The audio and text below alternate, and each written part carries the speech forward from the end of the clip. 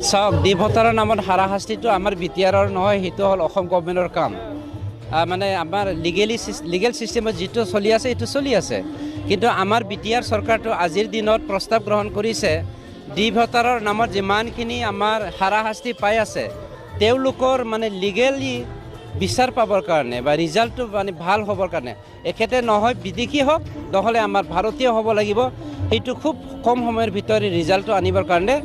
5জনকৈ আমাৰ কি কয় এডভকেটছ আমি চিলেক্ট কৰি পেলাই কাম কৰিবৰ কাৰণে ষ্টাৰ্ট কৰিব বিচাৰিছোঁ খুব কম সময়ৰ ভিতৰত। গতিকে মোৰ বিশ্বাস এটা আছে এইটো সমস্যা সমাধান হৈ যাব। চাওক আমাৰ মাইনৰিটি ডেভেলপমেণ্ট বৰ্ডটো আগতে অসমৰ পৰা আহি আছিল, এতিয়ালৈকে অসমৰ আণ্ডাৰতে চলি আছে, কিন্তু as per the clause accord of this 2020 চনৰ 27 জানুৱাৰী কি 3rd বড়ো একৰ্ডৰ থ্ৰুৱেদি আমাৰ মাইনৰিটি ডেভেলপমেণ্ট যি এফেয়াৰ্ছ সেই এফেয়াৰ্ছখিনি ছেপাৰেটলি আমাক বিটিআৰত দিয়া হৈছে আৰু ইয়াৰ কামটো চলি আছে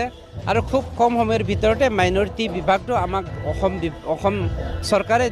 বিটিআৰ চৰকাৰক এড কৰি দিব। গতিকে মোৰ বিশ্বাস আছে য'ত নেকি মাইনৰিটি ফাণ্ডটো গভৰ্ণমেণ্ট অফ ইণ্ডিয়াৰ পৰাই ডাইৰেক্টলি আমাৰ ইয়াত ভায়া যদিও অসম চৰকাৰৰ থ্ৰুৱেদি হয়, মানে ডাইৰেক্টলি চেণ্ট্ৰেল গভৰ্ণমেণ্টৰ পৰা অহাৰ কাৰণে আমাৰ ডেভেলপমেণ্টটো খুব স্পীডত হ'ব।